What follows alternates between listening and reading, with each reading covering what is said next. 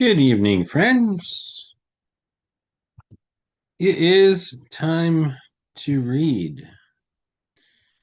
And in our reading of the scriptures tonight, we continue in our reading of First Kings. Good evening, Don and Linda.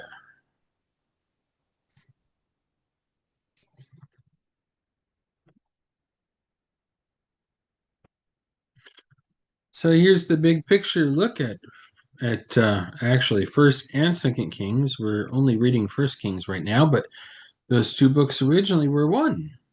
And so the big picture is of both as a united work, united book, even though now it is, in fact, two books. We are resuming our reading tonight at chapter 8, verse 37. And so we are in this first section, the first 11 chapters being the reign of Solomon, Solomon's reign as king in Jerusalem. We are nearing the end of chapter 8, and it won't be long before we are in chapter 9. So we're nearing the end of the section that is about the building of the temple. In fact, we pick up in the middle of uh, Solomon's prayer of dedication over the temple. And then chapter 9 is going to be bringing an interesting twist to things. Chapter 9 begins Solomon's downfall. Chapter 9 through 11 show that Solomon's reign as king resembled, as it's put here, resembled Pharaoh more than David. The older that Solomon gets, the less he is inclined to put to practice the wisdom that he was granted, and the more he does things that are contrary to wisdom and law of God. And there will be implications for that, especially after his death, for the kingdom, for the monarchy. Good evening, Mom.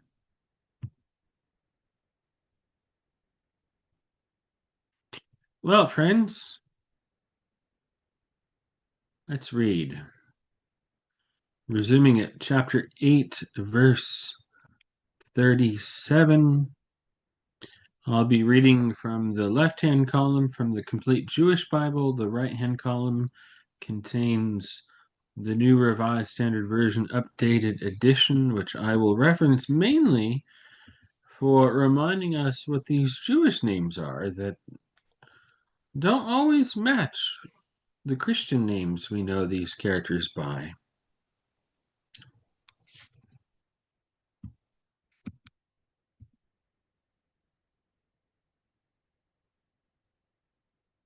So, friends, we pick up in the midst of King Solomon's prayer of dedication of the temple that he has built in Jerusalem.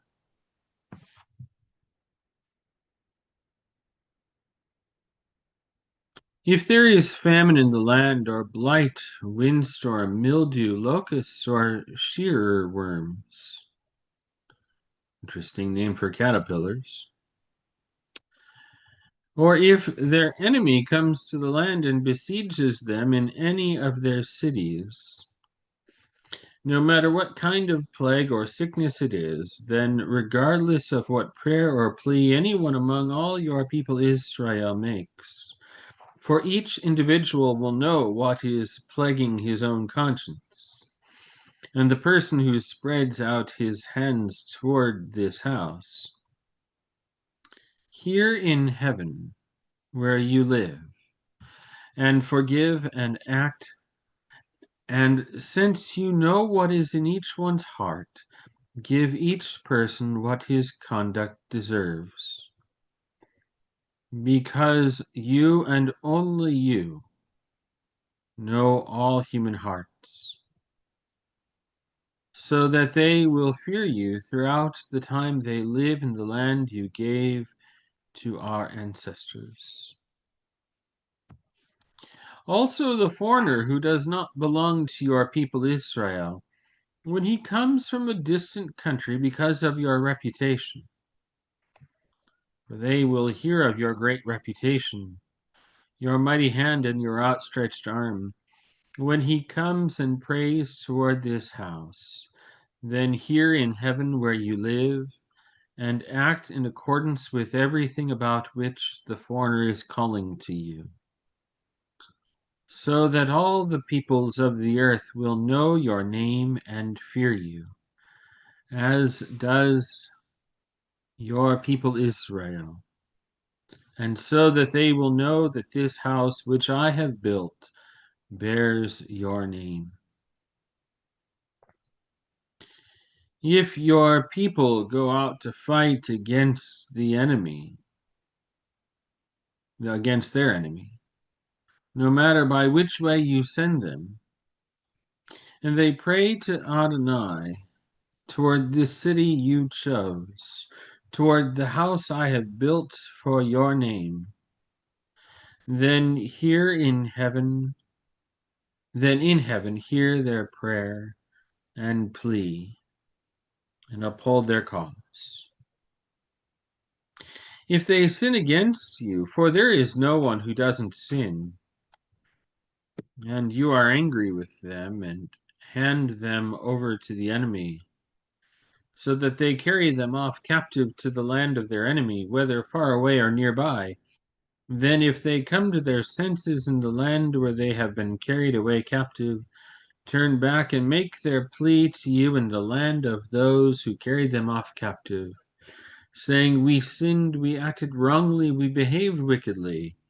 If in the land of their enemies who carried them off captive, they return to you with all their heart and being, and pray to you toward their own land, which you gave to their ancestors, toward the city you chose, and toward the house I have built for your name, then in heaven where you live, hear their prayer and plea, uphold their cause, and forgive your people who have sinned against you. Forgive their transgressions which they have committed against you, and give them compassion in the sight of their captors, so that they will show compassion toward them. For they are your people, your inheritance, whom you brought out of Egypt, out of the flames of the iron furnace. May your eyes be open to the plea of your servant and to the plea of your people Israel, so that you will hear them whenever they cry out to you. For you made a distinction between them and all the peoples of the earth by making them your inheritance, as you said through Moses,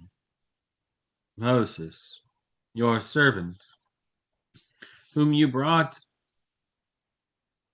when you brought our ancestors out of Egypt.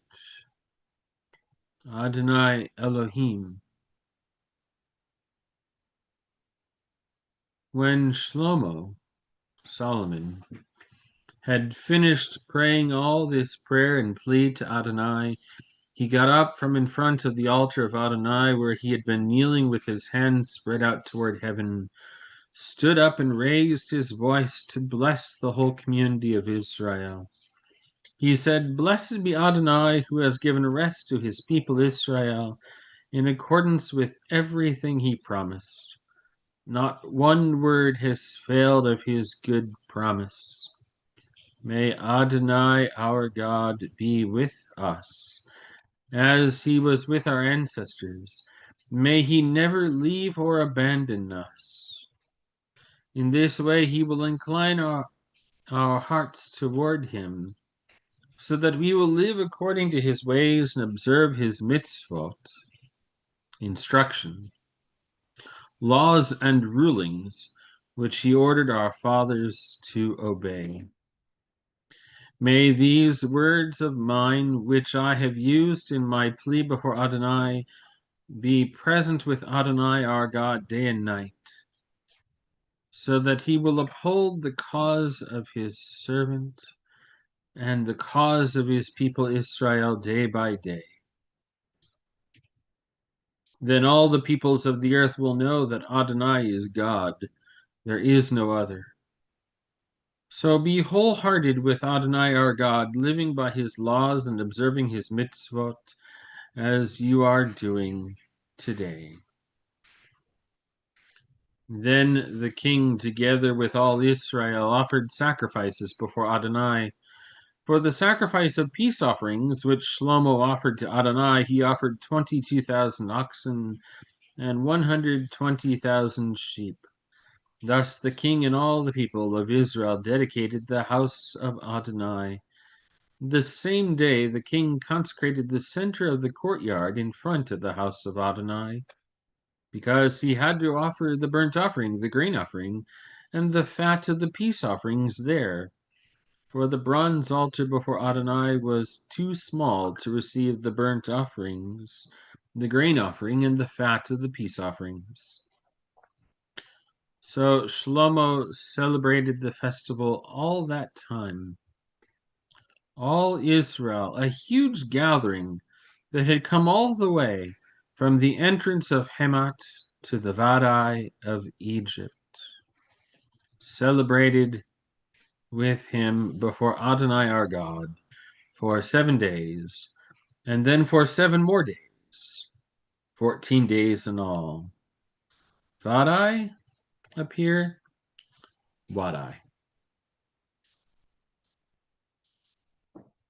And it's actually Lebo Hemath. It just gets shortened in the Jewish Bible, Hemat.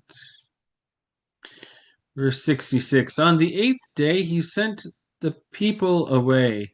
They blessed the king and returned to their tents full of joy and glad of heart for all the goodness Adonai had shown to David his servants and to Israel his people. And that, friends, is where we're going to pause, and the next time that we pick up 1 Kings, we will begin chapter 9.